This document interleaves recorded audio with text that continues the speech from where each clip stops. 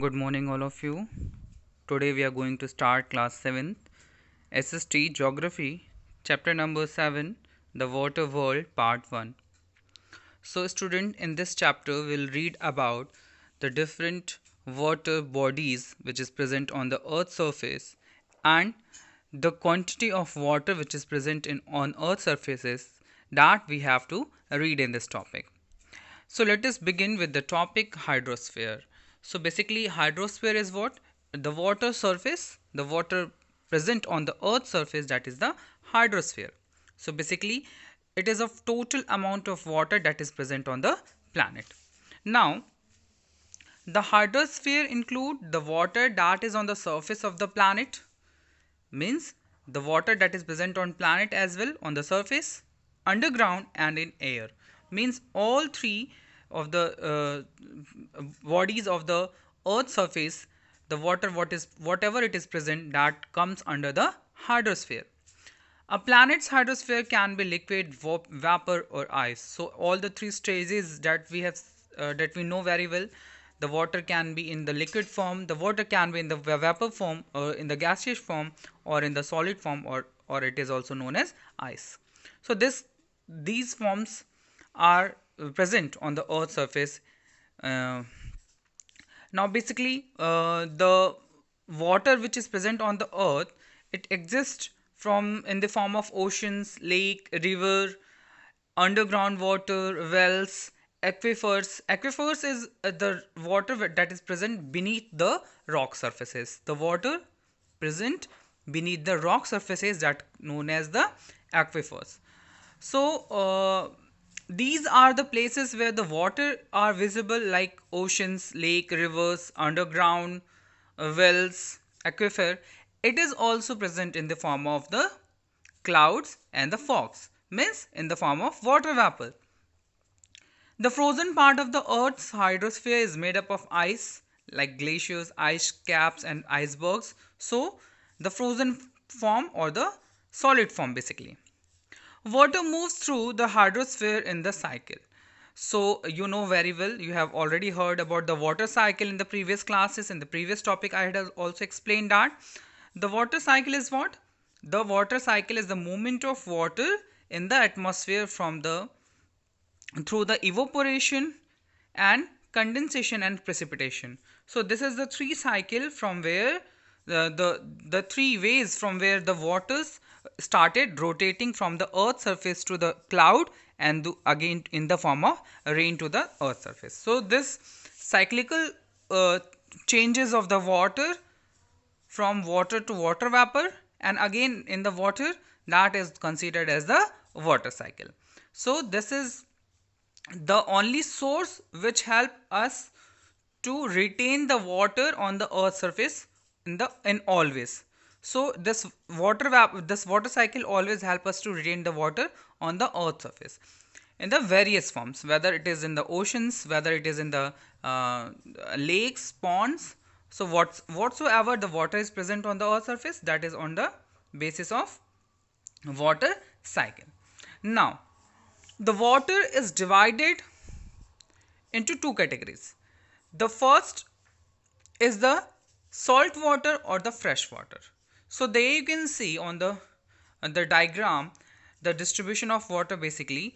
There you can see the salt water. So whatever the water is present on the earth surface, you know very well, about 70% of the land surface is covered by the water. More than 70% of the land surface is covered by water.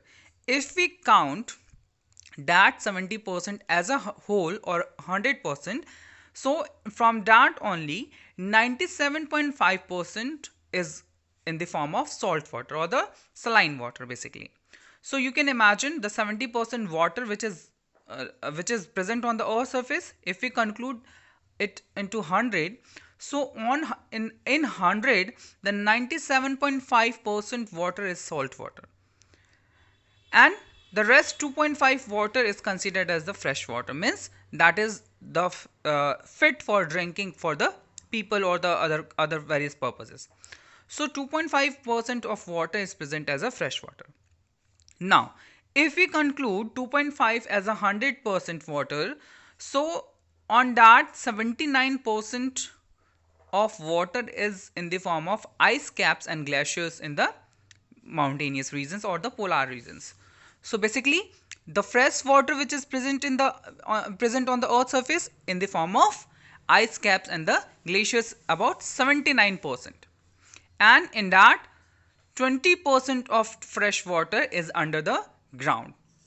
So there is only 1% which is left, that is in the form of water lakes or the underground water basically. Okay, so beyond the underground water, that is 20%, the 1% water it is present in the lakes, and 38 if we conclude that 1% into 100%, so in that only 52% water it is in the lake, and 38% water it is in the soil in the form of moisture, and water vapor in the atmosphere, that is about uh, we can conclude it about 15%, and there is very less amount of water that is in the form of river and in the form of that is present in the living organism. So here is a whole distribution of water that will that explain us the huge amount of water that is present on the earth's surface in the form of salt water or the saline water. Now we have to understand that how the fresh water and the saline water is distributed, means what is the characteristics or how we know that what is saline water and what is the fresh water. Let us see. So fresh water, so if I say the water which is present in the pond, in the rivers, ice caps, streams, underground water, so whatsoever that is present in the on the earth surface, that is fresh water, as I explained in the through the picture previously. So that is considered as fresh water because the fresh water does not have the quantity of the salt. So either they have no salt or they have the minimal or the very minimum quantity of salt is resolved in those water. So because of that only the water is considered as fresh water, means they have either the less amount of salt or uh, the zero amount of salt is present in the fresh water, that in that water bodies, that is why they are considered as the fresh water. So the fresh water that comes from the precipitation of the atmospheric water vapor that reaches the lakes, rivers, underground water bodies directly, or we can say melting of the snow or ice. So basically fresh water comes from the melting of the ice also, and in the form of precipitation or the rain basically. So these things makes the water fresh all the time. But nowadays you are knowing very well that we had started using the water in inadequate manner. So what we did, we had polluted the water bodies, and by throwing the garbages, by releasing the toxic chemicals of the factories into the water bodies, that all those things contaminated the water bodies and making it polluted. Okay, so if we see the examples of the fresh water, so in your book it is given the northern plains of the India from where the precipitation exceed evaporation, there is surplus water. So what it says, the precipitation exceed the evaporation.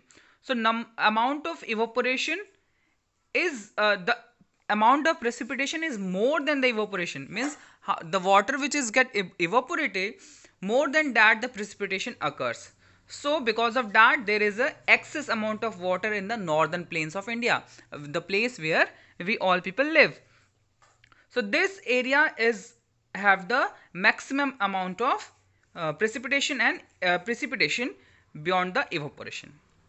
But in the Thar desert the evaporation is more, and when evaporation is more and the precipitation is less, so what will happen when there will be no rainfall, only evaporation is there. So what will it led to? It led to the formation of the desert, means the lack of water or the scarcity of water basically.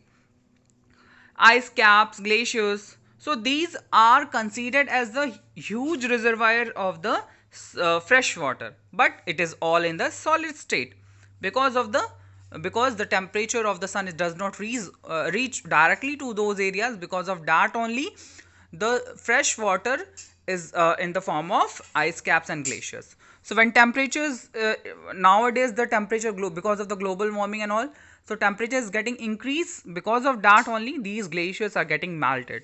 Now the large ice sheets are also found in the Antarctica and Greenland. So these are the places where they are near to the polar regions, and because of that only they are always being covered with the ice sheet.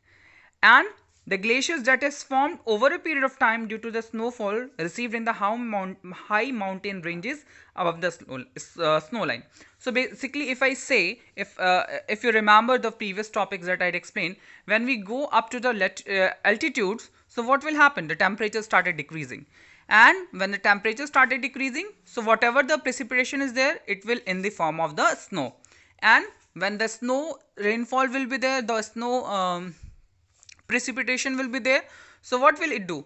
It will increase the height or the mass of the ice in those the particular areas where the highest altitude is found. So there is example given in the book, that is the Siachen in Himalaya, that is the world's largest glacier. That is the world largest glacier in the is the Siachen, and it is in the present in the Himalayan ranges. If we see the other example of the fresh water, that is lakes. So lakes are what? It is the inland water bodies, and they are landlocked. Landlocked means they are covered with the land surface. So they are stagnant, means they are still fixed, but they are connected with the underground water. That is why they are always the water is found in the lakes because of the connected to the inland water bodies.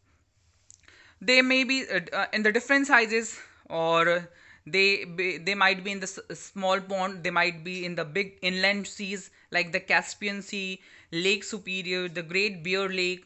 So these are some of the examples of the lakes or the inland water bodies that help us to get the water in fresh water basically. And these water bodies also help for the transportation purposes also. And many smaller lakes are there, so these are also used for the water supply. In India also, in your village you have seen them, many lakes and small ponds are there. So they are what for they are made, they are used for the irrigation purposes and the other activities. And another topic, that is the underground water. So underground water is what? The water bodies which is present in under the ground, means the water which we extract from the hand pumps or the water motors. So those water, where they came from? They came from the they come from the underground. So they are the major source of fresh water, because of the rainwater uh, which precipitate, that get seep. It was absorbed by the land or the water or the ground, and that increases the level of the underground water. So these are the examples of the fresh water. Now move to the saline water. So saline water is what? Saline is a term that is used to define the total content of dissolved salt in the seawater. So basically, how much amount of salt is dissolved in the seawater, that is considered as the saline water. So basically, it is calculated as the amount of salt in gram dissolved in the 1000 gram of seawater.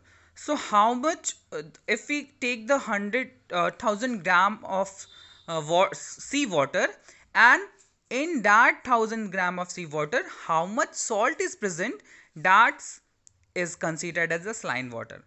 So basically, it is considered as part per thousand ppt, and the average salinity of the sea water is 35 part per thousand, means 3.5% or 35 gram in 1000 gram. So in 1000 gram of water, no, I'm not using the liter,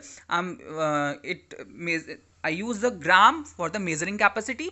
So in 1000 gram of sea water, 35 gram is salt is present, that is considered as the saline water. Salinity, temperature and density of water are interconnected. So where the salinity, where the temperature is there, where the density of the water is there, so salinity is also there. So evaporation and precipitation, both these are used for the salination of the water. So how it is works, how the water is, how the saline is present in the water bodies. The reason is that the minerals, you know very well, the water contains minerals. So how they get the minerals? We had also released some of the toxic chemicals in the water bodies all, and the rivers, the rivers which eroded materials from the mountains, they also drain in the oceans. So because of that only, the different minerals started emerging or the mixing with the seawater or the ocean water. So what happens? Evaporation procedure is there. So during the evaporation procedure, the water get evaporated, but salt get remain back in the water bodies. So when precipitation occurs, the water level will decrease, but the salinity of the water is also get decreases, increase basically, sorry, it also get increase. So the rivers always brought bring the minerals from the mountainous and the other sources that that makes the or the provide the salt or the minerals to the water bodies, like ocean and all. So when the evaporation procedure is there, so water get evaporated, but the minerals remain in the form of salt in the ocean waters. So because of that only, the water of the ocean is get saline or the salty basically. So because of here, the precipitation and evaporation is helpful for the saline water. So basically you have to understand that if it is 30, if we take the 1000 gram of water, so in that 35 gram of salt is present, so that is considered as the saline water. So this 35 gram, more than 35 gram is also there, so that is also considered as saline water, means that is the line of salinity of any water. Now the water is get heated up, okay. The water is get heated up, and because of that, the temperature of ocean water get change. So the amount of water, the amount of temperature is received by this water, that makes the temperature of ocean water, okay. As we have read in the previous topics, that three different heat zones. So these three heat zones, what the equatorial regions or the torrid region, they get the maximum amount of heat. When we move towards the temperate zone and the frigid zone, that the insolation or the amount of heat received by those two zones is get started decreasing. When we reach to the polar region, so it is very less amount of solar radiations, or we can say zero or minimum solar radiation is received by the polar regions. So let us see how the temperature of ocean water is affect the water. Now the amount of insolation to be received at the sea surface depend on the angle of the sun rays, the length of the day, distance of the earth from the sun, and the effect of the temperature. So these are the reasons which create the temperature of the ocean water. So what are these? The angle of the sun rays, means or at what angle the sun rays are on the water bodies, okay. If it is straight, so the sun rays will come directly to the water bodies. If it is slanting sun rays, so the temperature will be different. Length of the day, so maximum, if the length of the day is more, so temperature will be more. If the length of the day is less, means sun rays is less, so the temperature will be differ.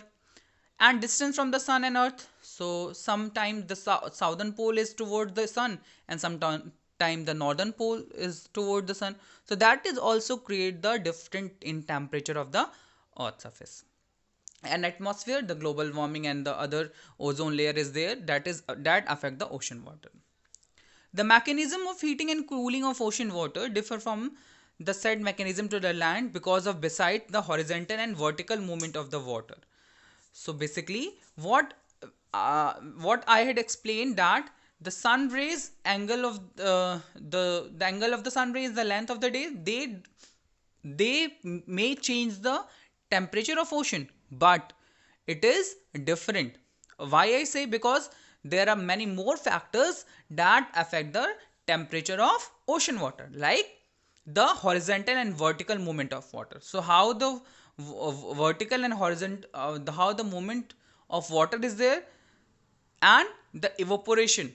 So because of these two factors, the temperatures, or the topic which I had explained, the angle of the sun rays and the length of the days, they may also vary the temperature of the earth's of the water bodies. The temperature of the surface water decreases from the equator towards the pole because the sun ray becomes more and more slanting, thus the amount of insolation is decreased poleward accordingly. So basically that I explained that the temperature is more at the equatorial region and temperature at the polar region is less. Because of that only the temperature will be different.